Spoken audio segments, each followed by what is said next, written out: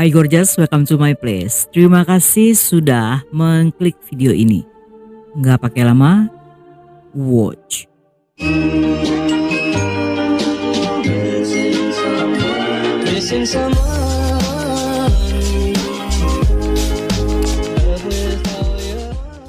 Pada 9 Oktober 2004, seorang pria bernama Murad saat itu sedang menghabiskan hari bersama keluarganya di rumah mereka yang terletak di pinggiran kota Rabat, Maroko. Saat itu tiba-tiba pintu rumah diketuk oleh seorang gadis yang tidak dikenal oleh keluarganya. Sang gadis mengatakan ingin berbicara pada Murad yang muncul dengan wajah kebingungan. Setelah berbicara beberapa saat, Murad dan sang gadis segera pergi dengan menaiki mobil pria itu. Saat meninggalkan rumah, Murad tidak memberitahukan pada keluarganya tentang siapa gadis itu atau kemana mereka akan pergi. Dan itulah terakhir kalinya mereka melihat sang putra yang kemudian menghilang entah kemana.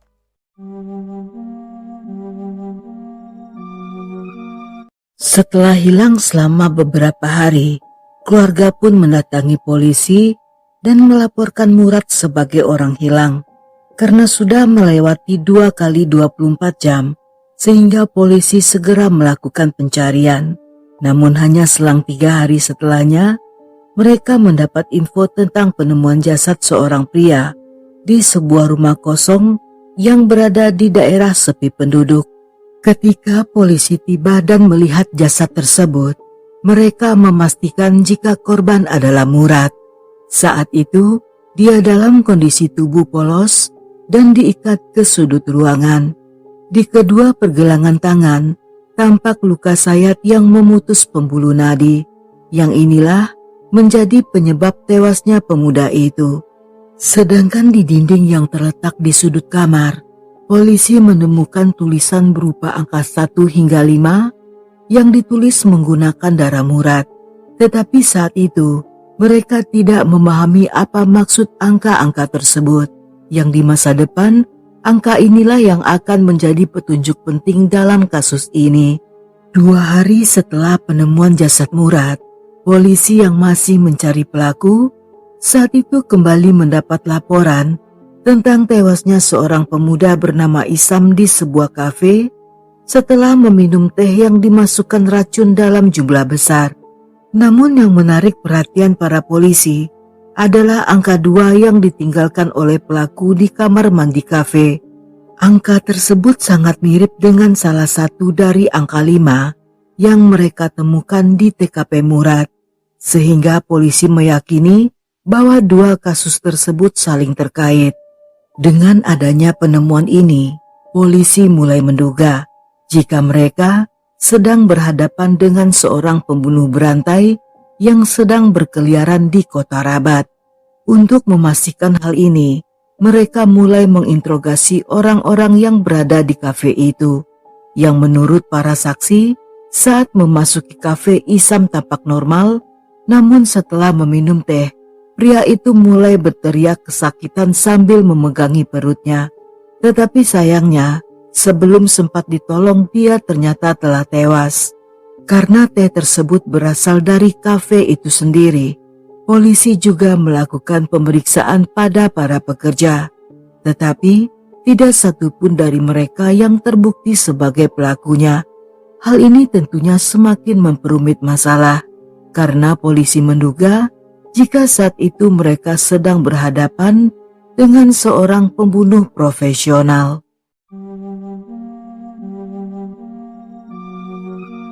Tidak ingin jatuh korban berikutnya, polisi berusaha meningkatkan pengawasan. Tetapi pelaku tampaknya jauh lebih cepat, karena tidak lama setelahnya mereka menerima laporan tentang terjadinya sebuah kebakaran mobil di daerah hutan yang berbatasan dengan kota. Beberapa penduduk setempat sempat berhasil mematikan api, yang di dalamnya ditemukan seorang pria masih dalam kondisi hidup. Dari kartu identitas yang ditemukan di dompetnya, korban yang diketahui bernama Samir itu segera dilarikan ke rumah sakit. Tetapi saat forensik melakukan pemeriksaan di mobil tersebut, mereka menemukan tulisan angka 3 di belakang kaca mobil. Melihat tanda tersebut, membuat polisi semakin yakin jika korban dihabisi oleh pelaku yang sama. Hanya saja mereka belum tahu mengapa dan untuk apa si pelaku melakukan hal tersebut.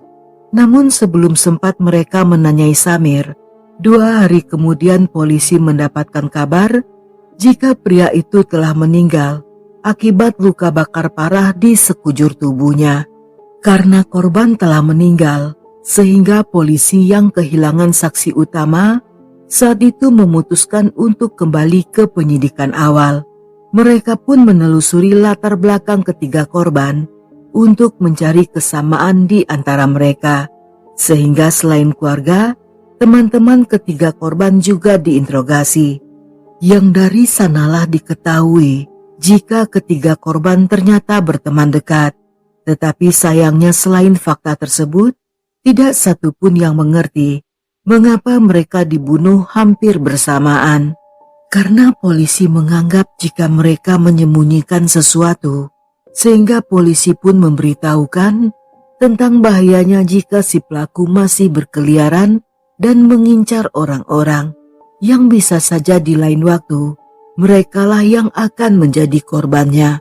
Menjelang beberapa orang lagi yang tersisa saat diwawancara, seseorang dari mereka, sebut saja bernama Anas, mengatakan bahwa dia sepertinya mengetahui tentang alasan si pelaku menargetkan teman-temannya.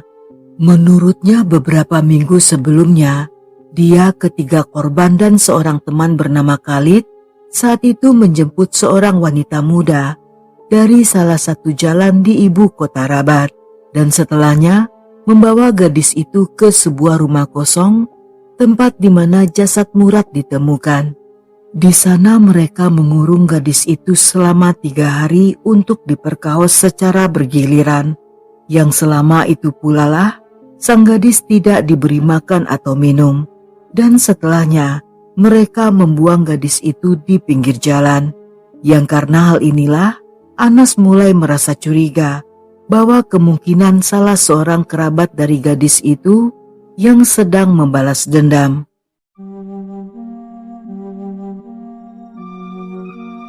Dengan adanya pengakuan ini, polisi pun menahan Anas serta mencari keberadaan Khalid yang tentunya akan menjadi sasaran berikutnya.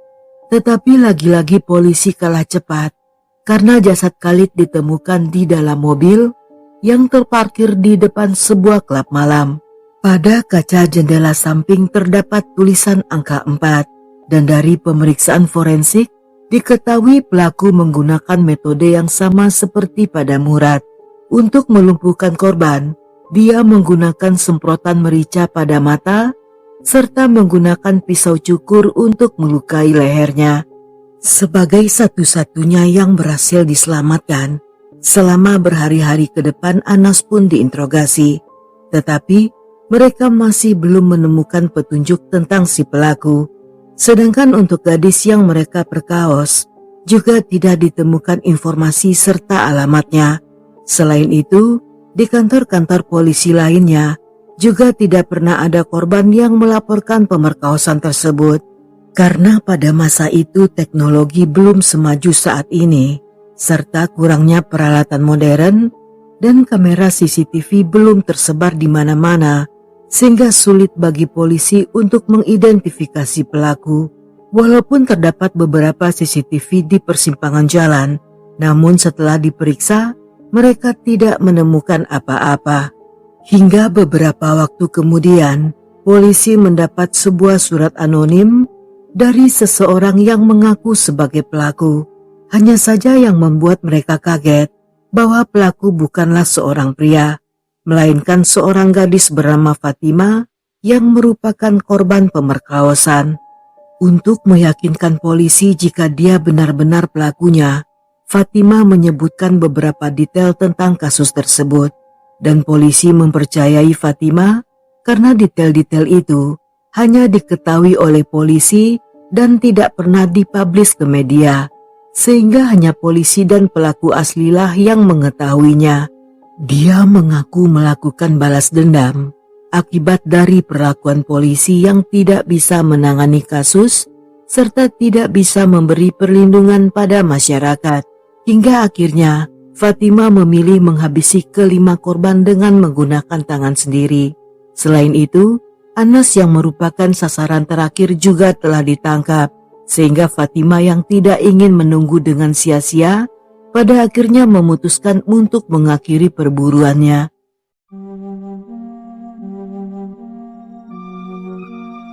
Kisah ini dimulai pada pertengahan tahun 2004.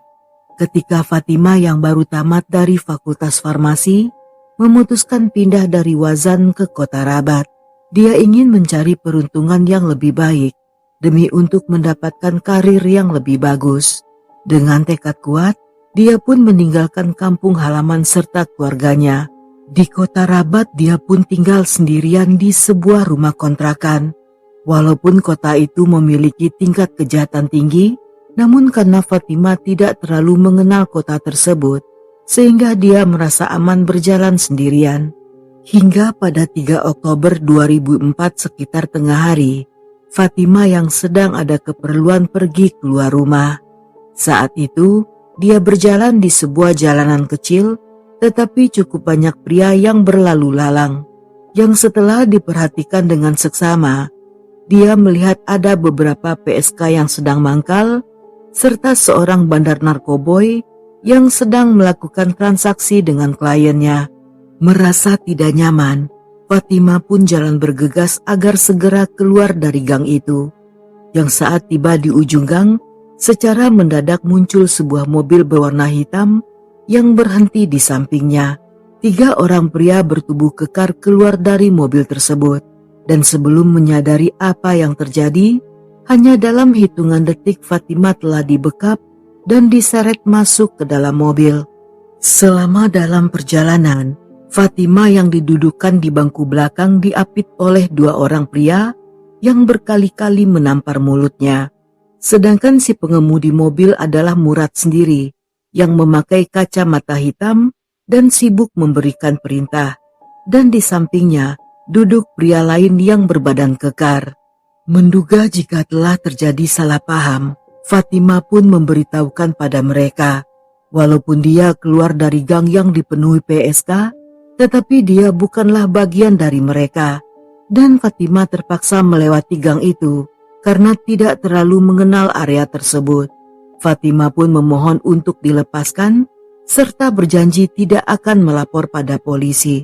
Tetapi alih-alih melepaskannya, pria itu justru menghina dan menyumpal mulutnya agar Fatima tidak bisa lagi berteriak.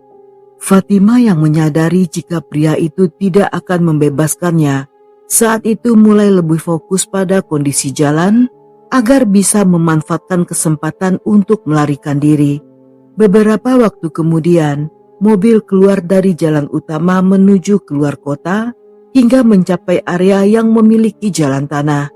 Yang disinilah seorang pria menutup mata Fatima menggunakan kain hitam agar gadis itu tidak tahu akan dibawa kemana.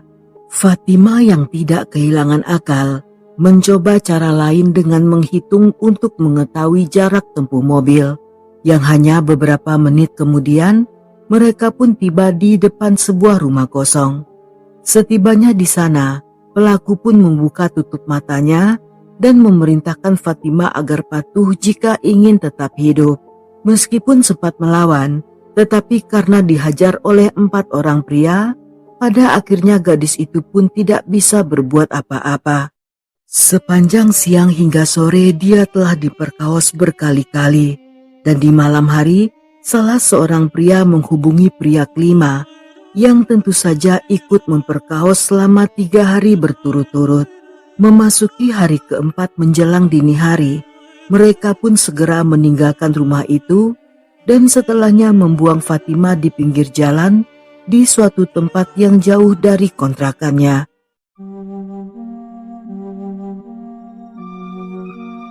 Dalam kondisi luka parah, Fatima mendatangi kantor polisi untuk melaporkan kejadian tersebut. Namun setibanya di sana, dia justru mendapatkan pengalaman yang tidak enak, di mana petugas yang menerima laporan meminta banyak informasi yang tidak dia miliki, seperti siapa nama pelaku dan juga nomor plat mobilnya. Selain itu, sang petugas juga meminta Fatima untuk tanda tangan surat keterangan medis yang menegaskan bahwa dia telah mengalami pelecehan. Dan di luar semua itu, si petugas tidak lupa memberitahukan bahwa ada banyak PSK yang mengaku mengalami pelecehan setelah bertengkar dengan para pelanggan mereka. Mendengar hal ini, Fatima seketika membeku. Dia merasa secara tidak langsung sang petugas telah menuduhnya sebagai PSK. Akibat sikap serta tanggapan dari polisi, membuatnya enggan untuk mengajukan laporan, sehingga dia memutuskan untuk mencari pengacara yang akan mewakilinya di pengadilan. Tetapi apa yang dikatakan pengacaranya tidak jauh berbeda dengan apa yang dikatakan polisi. Sang pengacara menjelaskan bahwa polisi tidak dapat menangkap pelaku dan mengajukan tuntutan tanpa informasi yang diminta oleh petugas. Dalam pembicaraannya dengan Fatima, sang pengacara juga menyebutkan bahwa penyidikan atas pengaduan tersebut akan memakan waktu berbulan-bulan dan bahkan bertahun-tahun. Hal ini bisa saja terjadi karena kantor polisi dipenuhi dengan pengaduan serupa. Mendengar penjelasan tersebut, Fatima pun menyadari bahwa tidak ada cara baginya untuk memulihkan kehormatan melalui jalur hukum, sehingga dia pun mulai merencanakan untuk melakukan balas dendam secara langsung. Sebagai langkah awal, Fatima yang mencari tahu identitas kelima pelaku saat itu mencoba mengikuti rute yang dilewati mobil pada hari penculikan. Selama 4 hari, dia menaiki taksi dan berkeliling, serta mencoba mengingat jalanan yang mereka lalui, hingga akhirnya berhasil sampai di rumah kosong tersebut.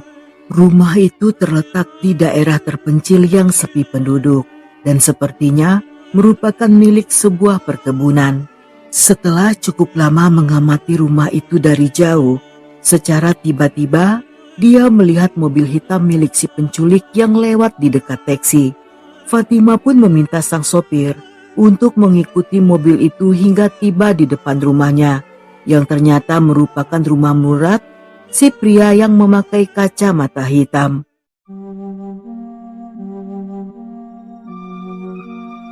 Keesokan harinya, Fatima mendatangi rumah Murad, dan ketika salah satu anggota keluarga membukakan pintu, Fatima meminta untuk bertemu Murad. Yang saat Murad melihat gadis itu, seketika wajahnya menjadi pucat serta bingung, karena dia tidak menyangka jika Fatima bisa menemukannya. Fatima yang mengetahui Murad ketakutan, segera memanfaatkan situasi tersebut. Sambil mengancam akan mengadukan perbuatannya, dia pun mengajak Murad pergi dari sana. Yang dengan menaiki mobil pria itu, mereka pun kembali ke rumah kosong tersebut. Setibanya di sana, Fatima bersikap sangat manis. Dengan alasan ingin menyelesaikan masalah secara damai dan agar tidak mendapat masalah dari keluarganya di kampung, Fatima menyatakan jika ingin menikah dengan Murad. Dan Murad yang kegatalan tentunya setuju dengan ide tersebut. Namun karena mereka sudah berada di sana, pria itu ingin kembali melakukan happy ending.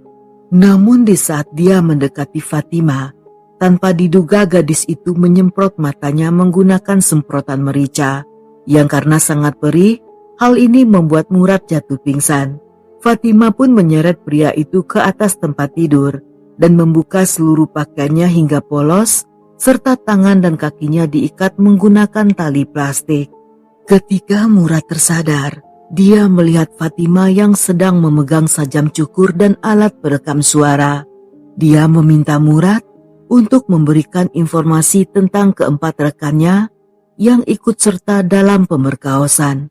Murad yang takut dihabisi tentu saja segera berkicau merdu dengan harapan bahwa dirinya akan dilepaskan. Tetapi setelah Fatima mendapatkan semua info yang diinginkan, dengan tenang dia memotong urat nadi Murad hingga pria itu tewas akibat kehabisan cairan merah. Dan setelahnya, Dengan santai Fatimah mencelupkan jarinya ke cairan itu dan menuliskan 5 angka tersebut di bagian dinding sebelum akhirnya dia pergi meninggalkan TKP. Untuk pelaku selanjutnya, Fatimah pun memilih Isam yang di hari kejadian duduk di sampingnya serta menampar berkali-kali. Dia mengetahui dari Murad jika Isam sering mengunjungi sebuah kafe yang berada di salah satu jalan terkenal di kota Rabat. Di hari eksekusi, dengan menyamar sebagai sales girl, Fatimah mendekati meja Isam sambil berusaha menawarkan barang dagangan. Dan di saat pria itu lengah, dia pun segera memasukkan racun. Karena saat itu kafe sedang sepi, sehingga aksinya berjalan lancar.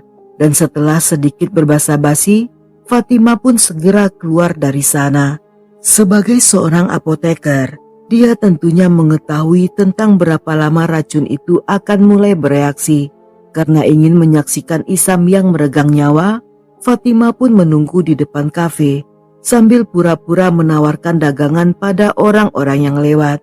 Dan ketika mendengar teriakan histeris dari dalam kafe, dia pun ikut masuk bersama orang-orang lainnya. Dan ketika kerumunan orang semakin padat, secara diam-diam Fatimah masuk ke toilet untuk menuliskan angka 2 di cermin dengan menggunakan lipstik berwarna merah.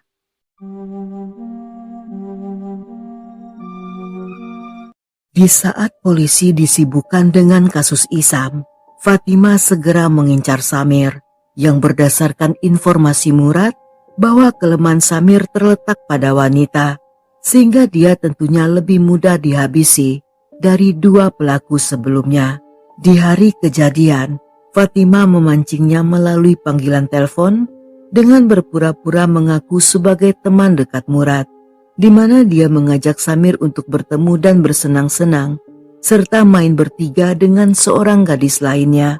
Samir yang penyuka kerang rawa tentunya tidak akan melewatkan kesempatan ini, terutama setelah mendengar jika mereka akan main bertiga. Dan seketika dia membayangkan adegan kakek Sugiono yang sedang arak-arak kimochi dengan 2 orang cucunya.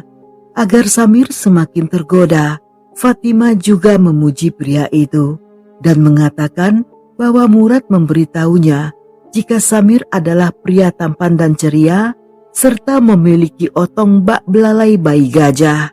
Samir yang tertipu dan tidak sadar jika si penelpon adalah malaikat maut, saat itu tentunya setuju ketika Fatimah mengajaknya bertemu di sebuah tempat.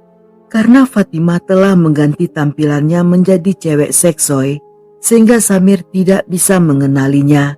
Dan dengan alasan akan menjemput gadis lainnya, Fatimah meminta Samir untuk berkendara ke lokasi yang berada di tepi hutan terpencil.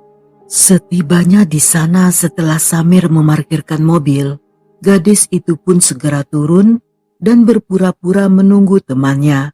Namun itu hanya akal-akalan saja, karena sebenarnya Fatimah ingin memastikan bahwa tidak ada orang yang lewat di sekitar sana. Sesaat kemudian, Fatimah mendekati pintu pengemudi sambil mengetuk-ketuk agar Samir membukakan jendela. Yang di saat itulah dia menyemprotkan cairan merica ke mata pria itu. Di saat Samir sedang meraung-raung kesakitan, dengan cepat Fatimah menyiramkan bensin dan melempar korek api ke tubuhnya. Agar Samir tidak bisa melarikan diri, Fatimah pun mengunci pintu mobil. Dan sebelum kabur dari sana, dia menuliskan angka 3 di belakang kaca mobil.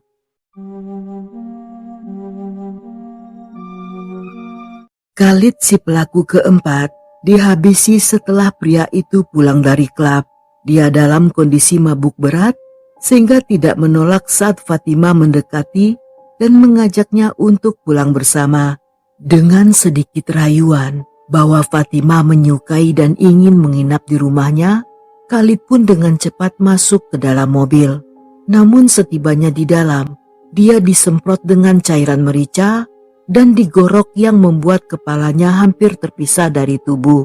Sebelum meninggalkan tempat itu, tidak lupa Fatimah juga meninggalkan sebuah tanda mata berupa tulisan angka 4 di kaca jendela samping.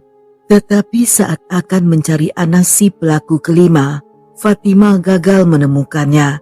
Dan ketika mengetahui Anas telah ditahan polisi, gadis itu pun segera kabur dari Maroko. Sebelum meninggalkan negara itu, Fatima pun menulis sebuah surat dengan tujuan agar polisi tidak menangkap orang yang tidak bersalah dan agar tidak ada orang yang tidak bersalah yang kemudian ditumbalkan demi menutupi kasus ini.